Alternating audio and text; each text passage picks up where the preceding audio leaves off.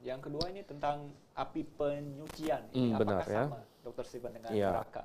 api penyucian. Jadi api penyucian ini suatu konsep yang sepertinya ada sedikit disinggung di dalam kitab-kitab apokripa, gitu ya. Nah, kitab-kitab apokripa, tapi tidak ada dalam Alkitab, gitu. Jadi ada suatu konsep bahwa api penyucian itu orang masuk ke api penyucian, ya, lalu setelah sekian lama disucikan di situ, baru dia masuk surga, begitu. Ya.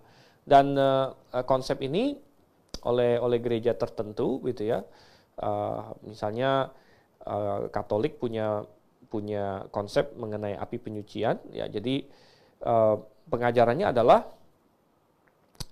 mereka punya namanya sakramen ini pengakuan dosa, gitu ya. Jadi kalau misalnya seseorang itu mati, ya, dan semua dosanya sudah diakui, maka langsung masuk surga, katanya.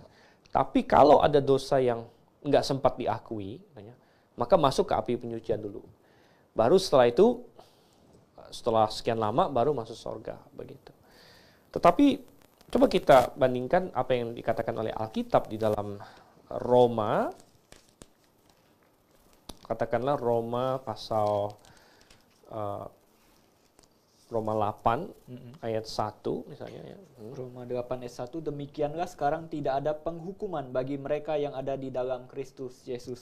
Iya, jadi bagi siapapun yang sudah diselamatkan, sudah beriman kepada Yesus Kristus, tidak ada lagi penghukuman, katanya, tidak lagi penghukuman, jadi tidak akan terancam oleh api penyucian dan lain sebagainya, gitu. Jadi konsep api penyucian sebenarnya sedikit mubazir di dalam Alkitab yang sesungguhnya, begitu ya. Karena kalau misalnya orang itu tidak berada dalam Yesus, maka memang nggak akan bisa masuk surga, dia pasti masuk neraka. Sedangkan kalau orang yang percaya Yesus, maka dia juga tidak akan dihukum, melainkan dia masuk surga, begitu. Jadi tidak ada gunanya api penyucian ini sebenarnya, dan tidak ada konsep itu di dalam Alkitab sebenarnya, gitu. Oke, cukup jelas tadi jawaban dari Dr. Steven.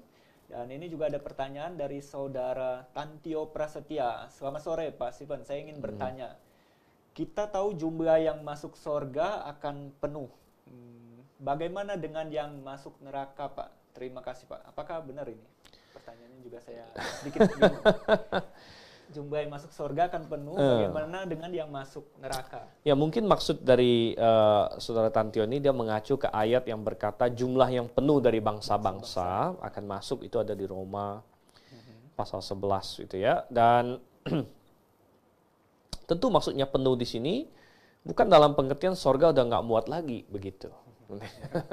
Wah, sorganya nggak muat ya, berdesak-desakan nanti, itu bukan seperti itu. Tapi maksudnya penuh di sini adalah sesuai dengan apa yang Tuhan sudah ketahui, begitu ya, sesuai dengan program Tuhan lah, begitu ya, sesuai dengan program Tuhan.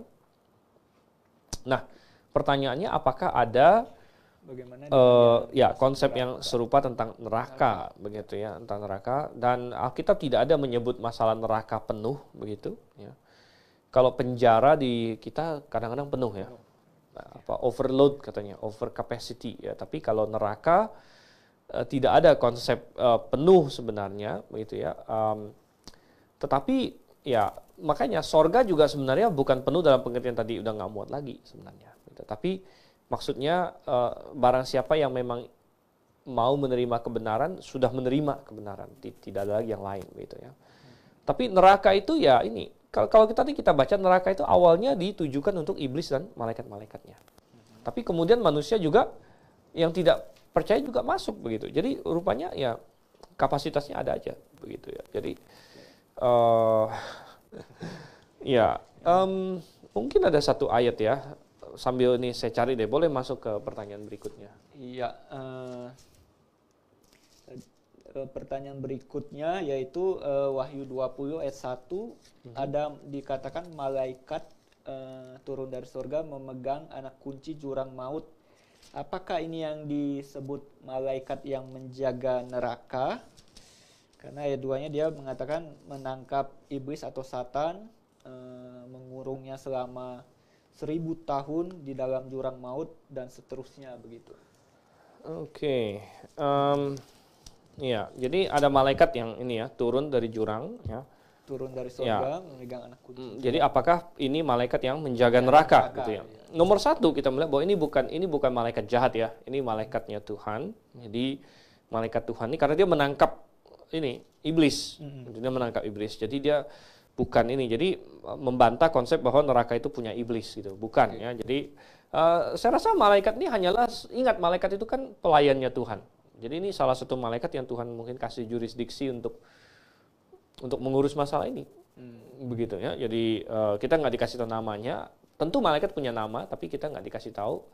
Kebanyakan kita hanya ada 2 nama Alkitab yang disebut dalam Alkitab, 2 nama malaikat yang disebut dalam Alkitab, yaitu Mikael dan Gabriel, gitu ya. Jadi ya ini salah satu malaikat Tuhan begitu yang memang ditugaskan untuk tugas ini, gitu. Ya, mengenai apakah memang dia yang ngurus neraka dalam tanda kutip, ngurus bagaimana ya kita nggak tahu juga sih. Gitu ya. Oke, baik. Ada pertanyaan masuk ini, Dr. Stephen dari Selwi Wijaya Bermawi. Baik. Sore Pak, mau tanya, dalam Wahyu 20 ayat 14 dikatakan lalu maut dan kerajaan maut itu dilemparkan ke dalam lautan api. Ini ayat yang kita baca tadi, itulah kematian yang kedua, lautan api. Yang saya mau tanyakan, maut dan kerajaan maut maksudnya gimana ya Pak? Apakah ini 2 hal yang berbeda? Ya, baik. Jadi ini pertanyaan yang baik. Jadi coba kita balik lagi. Wahyu 20:14, maut dan kerajaan maut. Jadi maut dan kerajaan maut inilah yang dalam bahasa aslinya sebenarnya adalah Hades. Ya, jadi makanya tadi saya bilang Hades itu sendiri akan dilemparkan ke dalam lautan api begitu. Jadi ingat tadi Hades itu kan tempat, dan banyak teolog berpikir bahwa Hades ini adanya di perut bumi karena setiap kali orang mati Alkitab menggambarkan turun gitu ya.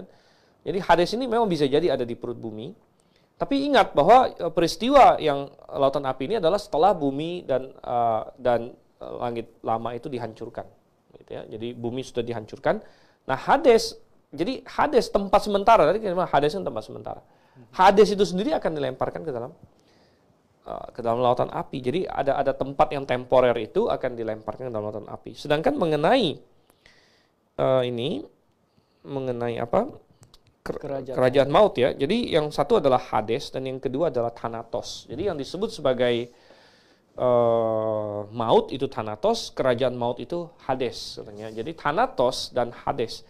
Thanatos itu dalam bahasa aslinya artinya memang kematian, itu kematian. Jadi maksud Tuhan adalah kematian itu dilemparkan ke dalam lautan api. Jadi artinya di luar lautan api itu tidak akan ada kematian lagi. Ini berarti bahwa di langit baru dan bumi baru tidak ada kematian lagi, maksudnya begitu ya. Dan Hades pun sudah dilemparkan, jadi tidak ada lagi tempat sementara ya.